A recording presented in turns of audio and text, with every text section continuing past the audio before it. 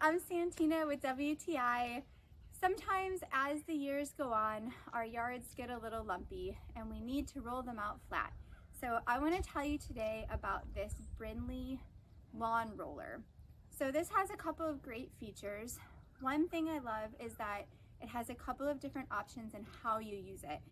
As you can see, you can use it by hand and you can do it yourself to roll out your yard, or you can also attach it to a tractor to do that job for you as well. This hand pull is removable and you have the option to attach to the tractor. So that's really cool.